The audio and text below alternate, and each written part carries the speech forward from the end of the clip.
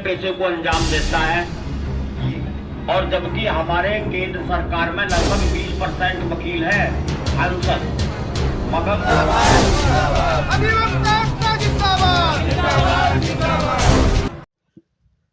नमस्कार, आदाब, मेरा ओकरम आप देख रहे हैं। अब बोलेगा भगवानपुर।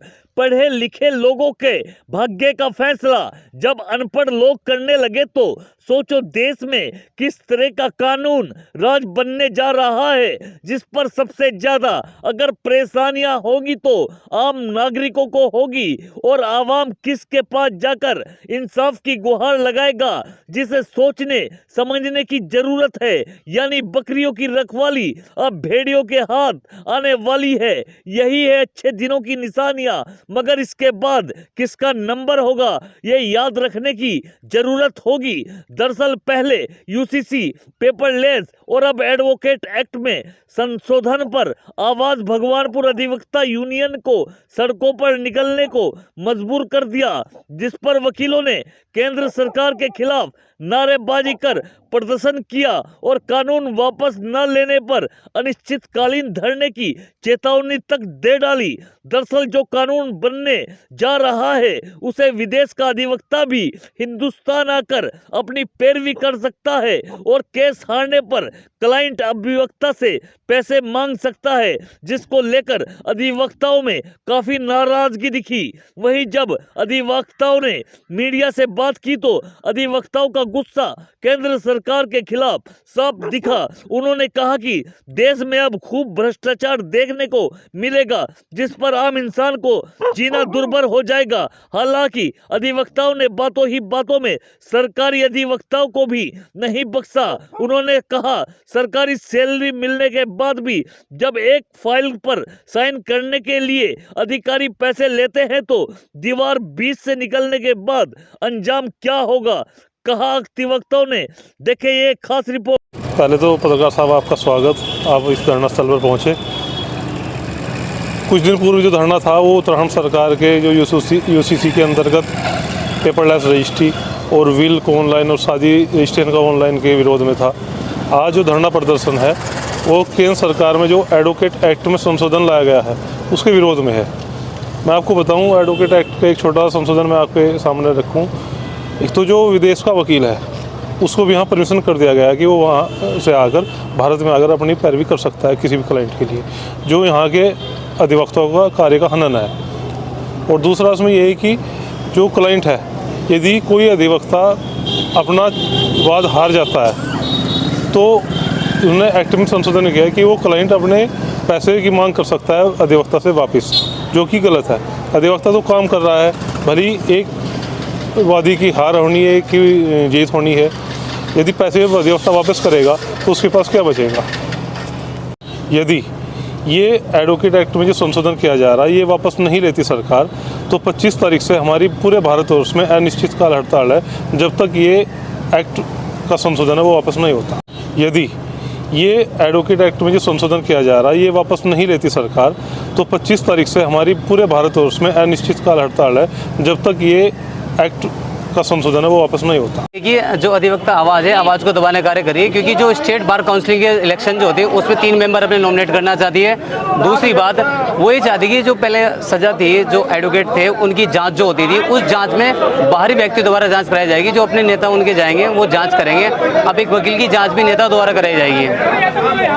सर, ये जो आज की धरना है वो शांतिपूर्वक हो रही है, और ये 2025 का जो एडवोकेट बिल है उसके प्रिमल जो है प्रावधान आए हैं उनके विरोध में, क्योंकि उसके अंदर संशोधन किए गए वो अधिवक्ता हितों के खिलाफ करे गए हैं। और सरकार ये चाहती है कि जुडिशरी जैसे हाथ में ले ली, ऐसे वकीलों को हाथ में लेके शासन और प्रशासन से अपने काम कराया जाए और अधिवक्ताओं को चुप कराया जाए। तो चुप कराने का कार्य सरकार कर रही है, ये सरकार निकम्मी है, इसको हमें बदलनी है। केंद्र सरकार के द्वारा वकीलों के खिलाफ जो है अधिवक्ता एक्ट 1961 में संशोधन करने जा रही है, जिसमें केंद्र सरकार प्रावधान करने जा रही है कि जो हमारी बार काउंसिल होंगे उसमें 3 सदस्य सरकार के द्वारा नामित होंगे। यदि जब हमारा स्वतंत्र निकाय है, हमारी bar council of India, bar council of Uttarakhand जो स्टेट बार काउंसिल है, ये हमारी स्वतंत्र निकाय है। इसमें केंद्र सरकार अपना दखल देना चाह रही है, अपने जो सदस्य हैं उसमें नामित करना चाह रही है। वो बात सरकार की रखेंगे, हमारी बात क्यों कहेंगे मैं। दूसरी बात यह है कि हम लोग जो है किसी भी के भी खिलाफ जो हमारा आंदोलन होता है उसमें हम हड़ताल नहीं कर सकते। जब हमारे अधिकारों का हनन होगा, जनता के अधिकारों का हनन होगा, तो उसके खिलाफ हम हड़ताल क्यों नहीं कर सकते। हमारा एक अधिकार है, संविधान ने हमें अधिकार दिया है कि हम हड़ताल कर सकते हैं, लेकिन सरकार हमारी हड़ताल को खत्म करने जा रही है, जो कि बहुत दुर्भाग्यपूर्ण है और अधिवक्ता समाज इसको अक्षम्य नहीं करेगा। देखिए, मोदी सरकार ने पहले तो विपक्ष खत्म किया है, ऐसा ही अब अधिवक्ताओं को खत्म करना चाह रही कि कोई आवाज़ उठाने वाला ना हो, जो वे नियम बनाए बस वही सबको मान्य हो। लेकिन ऐसा हम नहीं होने देंगे।